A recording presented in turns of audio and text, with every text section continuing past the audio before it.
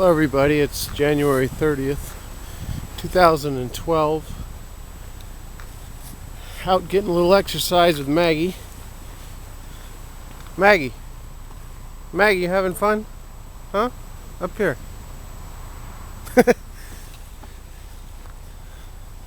You guys are pretty funny with your comments this morning about my hair. You know, my hair's getting too long. I did it for my wife, but I like the comment about looked like the fan combed my hair. That was pretty funny.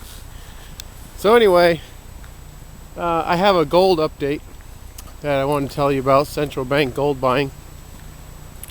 And I guess we'll get into that. We had Kazakhstan say that they purchased 3.2, what was it? Like 3.1 tons of gold.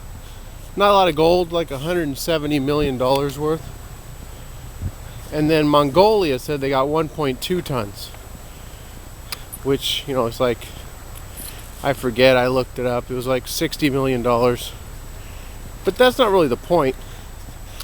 You know, and they increased their gold, Mongolia did, by 52%.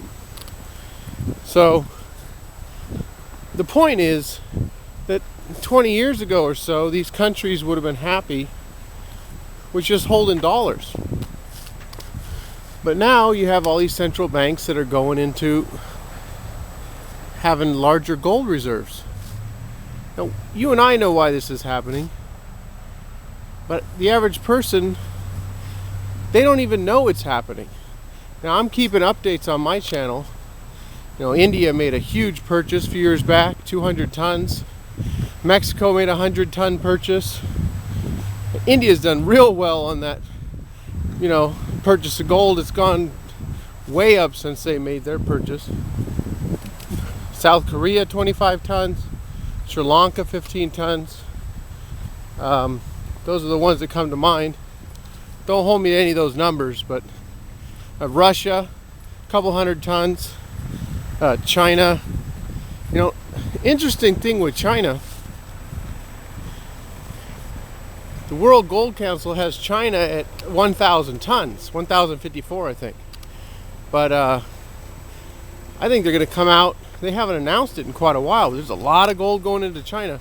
I think they're going to come out and say that they have at least 2,000 tons, a lot of gold going in there. So anyway, I'm sorry if you can't see me when I get out of the street lights, but hopefully the audio will be good enough for you to stick around without cutting out.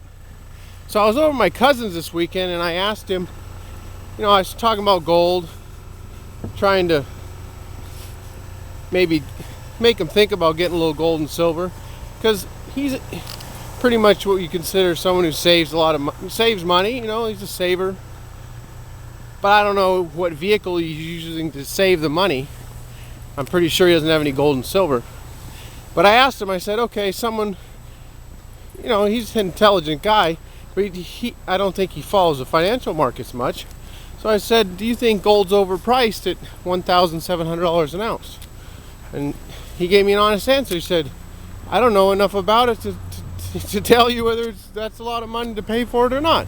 Which I think is pretty much the situation that most people are in.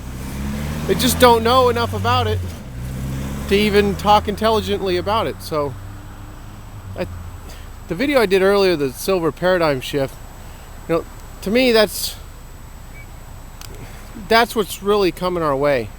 And good for us, you know, that we're already ahead of the curve. But people are going to start to understand real quick that they need to have some real money. And gold is just too expensive for the average Joe, so they're going to be getting into silver. One last thing I wanted to talk about was the blog real quick. I had a couple good comments on the blog. I'm going to be, as an effect of one of the comments, I'm going to be putting on a link to, you can see the U.S. Mint sales. And I'll probably link up the Federal Reserve St. Louis Fed site, so you can I'll link it up straight to their balance sheet. so you can see what's happening there as that gets updated. And I'm going to come up with a few other good links. I know some people, like I used to have to go around and search for these things.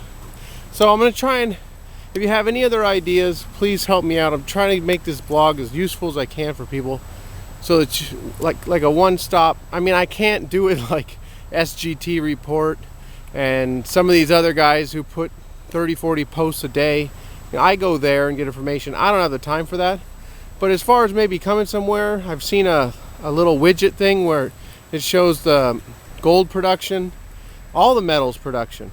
I mean, I can put different information over there. I can even have some stock market information updated, whatever. Just anything that you think might help it out.